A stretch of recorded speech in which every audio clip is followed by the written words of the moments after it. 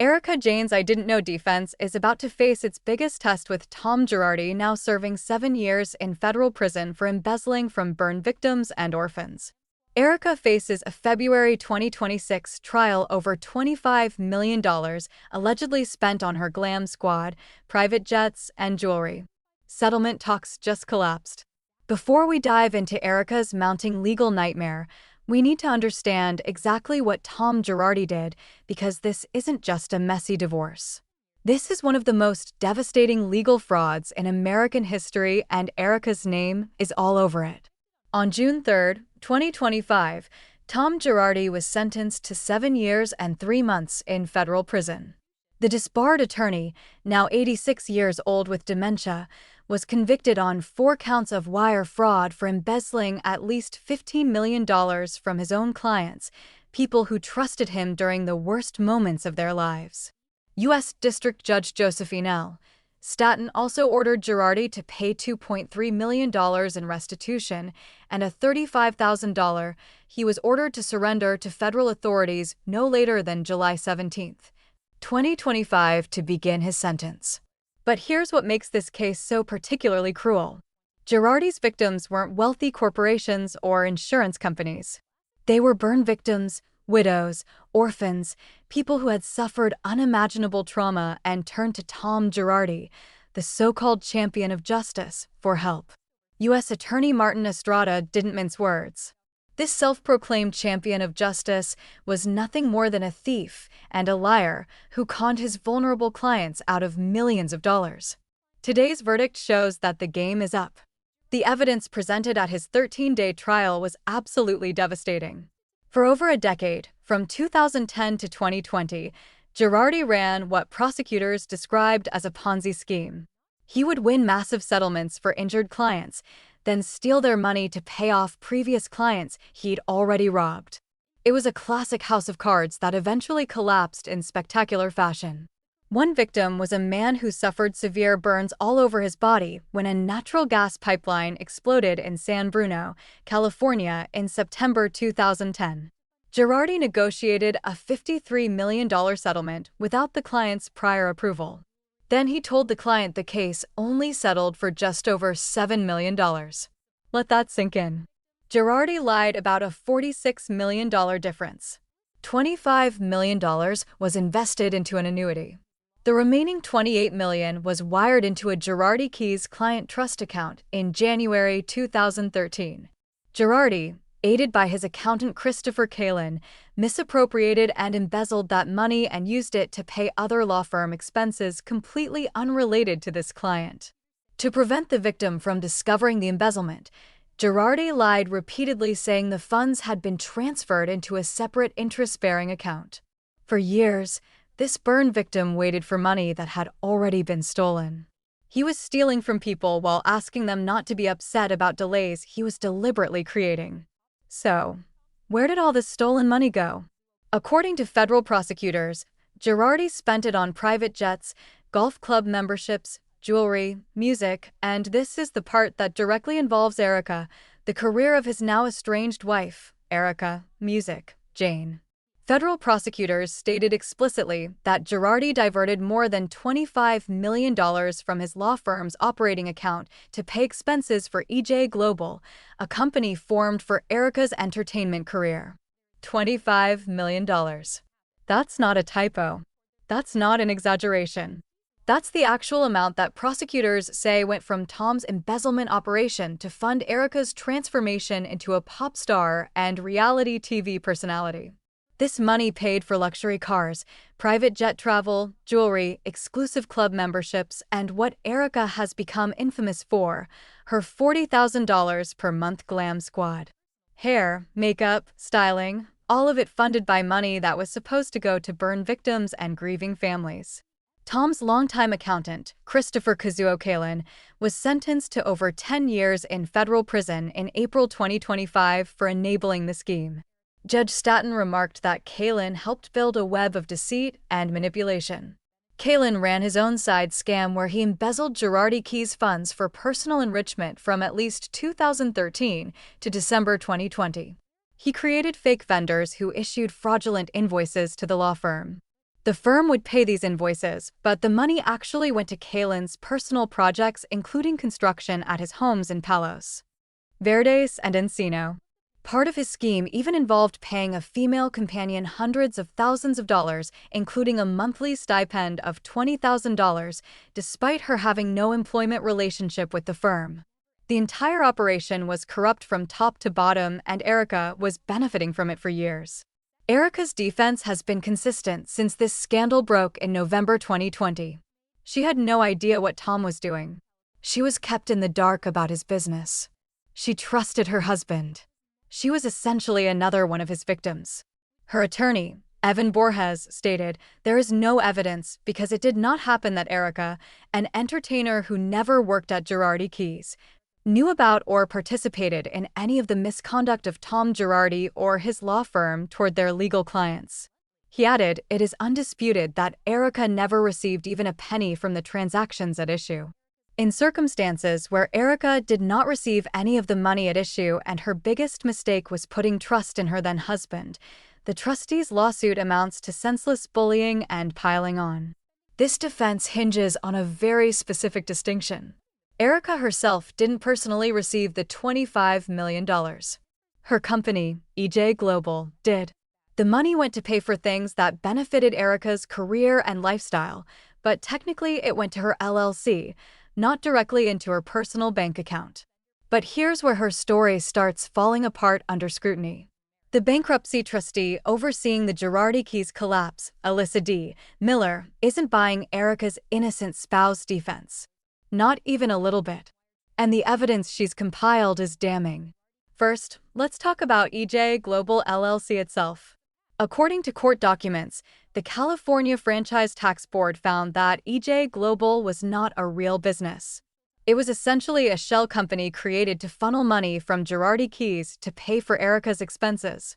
Attorney Ronald Richards, who has been tracking this case closely, shared court documents that read, "All of the payments at issue were accounted for on Mr. Girardi's books and records as an intercompany debt due from EJ Global, which the trustee alleges is Erika's alter ego." The company has done nothing for years, and the Franchise Tax Board of California also found that it was not a real business. Think about what this means.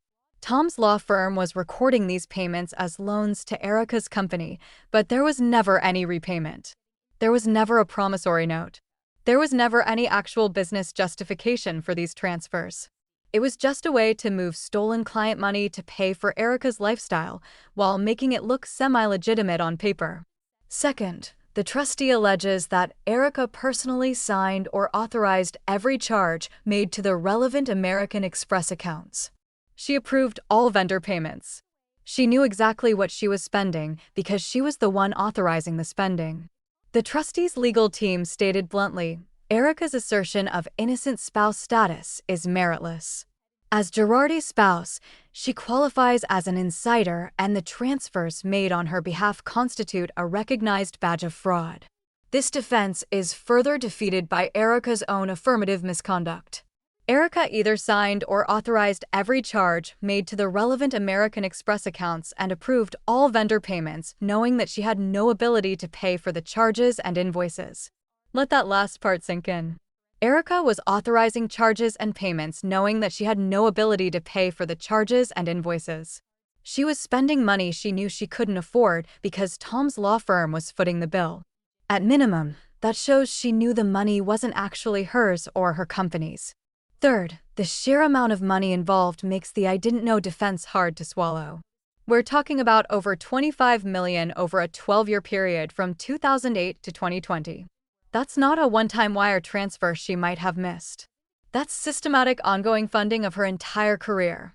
Ronald Richards pointed out, the defense of Girardi kept the books and she didn't know about the ledger, or the account was named to her LLC, so she gets a pass as a loser. She received $25 million for nothing. Funds received like this get clawed back in a bankruptcy case. Her state of mind is irrelevant. This is crucial to understand. In bankruptcy law, fraudulent conveyance doesn't require proving that Erika knew about Tom's crimes. It just requires proving that she received value she wasn't entitled to from a debtor's estate. If Tom's law firm gave her $25 million in benefits while the firm was insolvent and unable to pay its actual creditors, that money can be clawed back regardless of whether Erika knew where it came from. The trial has been set for February 10, 2026 in federal court. Judge N. Huang will oversee the proceedings, and as we head into 2025, the situation is getting increasingly desperate for Erika. In late December 2024, attorney Ronald Richards dropped a bombshell update. Settlement talks have broken down completely between Erika Jayne and the trustee. A motion was also filed to gut any remaining defenses she had due to admissions in the Piscilla case. Pretrial hearing is less than 30 days away, with a February 10, 26 trial date now a real thing. Erika has little options. Panic setting in. Let's break down what this means. Settlement negotiations were ongoing for months. Ronald Richards commented at the time, maybe she will finally cough up some money. But those talks completely collapsed. Erika and the trustee couldn't reach an agreement. This means the case is headed to trial, where all of this evidence will be presented to a jury. Every detail of how she spent that $25 million will be examined publicly. Every charge to Tom's American Express cards will be scrutinized. Every vendor payment will be questioned. The trial is expected to last 7 to 10 days. Both sides will present witness lists, expert testimony, and documentary evidence. Nicholas R. Trosclair, a bankruptcy and forensic accounting specialist, is expected to testify about the flow of money from Girardi Keys to EJ Global. Erika herself will have to testify. She'll have to sit in that witness box and explain under oath how she didn't notice $25 million flowing from her husband's law firm to fund her career. She'll have to explain why she authorized charges and payments she admits she couldn't afford herself. She'll have to explain why she never questioned where all this money was coming from. And here's the terrifying part for Erika. Ronald Richards has indicated they have evidence that could gut any remaining defenses she had. He's referring to admissions Erika apparently made in a separate lawsuit brought by designer Christopher Sila. Watching Erika's story evolve over multiple seasons of The Real Housewives of Beverly Hills has been fascinating and troubling. Her narrative has shifted as new evidence has emerged and legal pressure has mounted. When the scandal first broke in late 2020, Erika filed for divorce in November and immediately positioned herself as a victim. She claimed Tom had cheated on her, that he was declining mentally, and that she needed to get away from him. Then, in December 2020, just weeks after her divorce filing, the lawsuit alleging the divorce was a sham to hide assets was filed. Suddenly, Erika's story had to change. Now, it wasn't just about leaving a cheating husband, it was about distancing herself from potential crimes. Throughout season 11 of Rob, Erika maintained that she knew nothing about Tom's business. She claimed he never told her anything. She said she trusted him completely. She portrayed herself as a traditional wife who didn't ask questions about finances. But that portrayal contradicts everything we knew about Erika before the scandal. This was a woman who built her entire persona around being tough, savvy, and in control. Her tagline was literally, "I'm an enigma wrapped in a riddle and cash." She rapped about expensive things and being a bad, she wasn't playing the role of naive housewife before Tom got caught. During season 13, Erika opened up about the emotional toll, saying, "It'll be 4 years in like 2 weeks that I left home, and everything happened." Yeah, for years. So, in that 4 years, I've been able to accept a lot of things, heal through a lot of things, music, and I will continue to do that. But accepting things and healing are different from taking responsibility. Erika has never acknowledged that she benefited massively from stolen money. She's never apologized to Tom's victims. She's never offered to return even a portion of what was spent on her. When Tom was sentenced in June 2025, Erika released a statement saying the sentencing reopens old healing wounds. She centered herself as someone suffering from Tom's downfall, not as someone who potentially enabled it or at minimum benefited from it. If Erika loses this trial, the consequences would be catastrophic. The trustee is seeking to recover the full $25 million plus potentially more in damages. Erika would likely face bankruptcy herself if ordered to pay that amount. Her Real Housewives salary, reportedly around $600,000 per season, wouldn't come close to covering a $25 million judgment. Her music career doesn't generate significant income. Her book deals and appearances bring in some money, but nowhere near enough. She'd potentially have to liquidate everything she owns. Any remaining jewelry, designer clothes, property, it would all be on the table. She'd be starting over from absolute zero at 54 years old. Beyond the financial devastation, there's the reputational damage. Erika has maintained her innocence and her spot on RHOB despite the scandal. She's continued living her life, relatively publicly. She recently confirmed she's dating John Shrek McPhee, a retired U.S. Army Special Operations Sergeant Major who served in Iraq and Afghanistan. But if a jury finds that she knew about or benefited from Tom's crimes, her reputation would be permanently destroyed. She wouldn't be Erika Jayne, the fierce, independent woman who escaped a bad marriage. She'd be Erika Jayne, the woman who lived lavishly on money stolen from burn victims while playing dumb. Bravo might finally have to make a decision about whether to keep her on RHOB. The network has stood by her through the scandal so far, likely because the legal drama creates compelling television. But a jury verdict finding her liable could change that calculation. There are questions that have never been adequately answered, and they're the questions that will dominate the February trial. How did Erika not notice $25 million being spent on her career over 12 years? That's an average of over $2 million per year. That's not pocket change that could slip through the cracks. If EJ Global was a real business, as Erika claims, where were the business revenues? How was the company supposed to pay back the loans from Girardi Keys? What products or services was EJ Global selling that would generate enough income to justify $25 million in expenses? Erika has released music, appeared on shows, and done performances.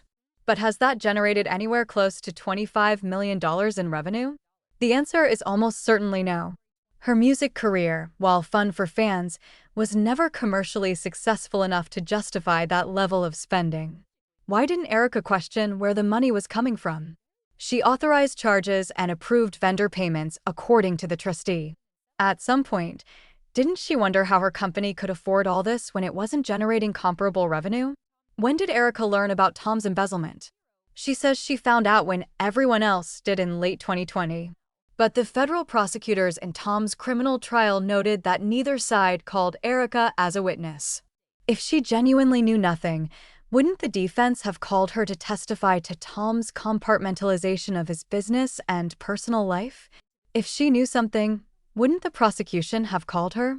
The fact that neither side wanted her testimony is interesting.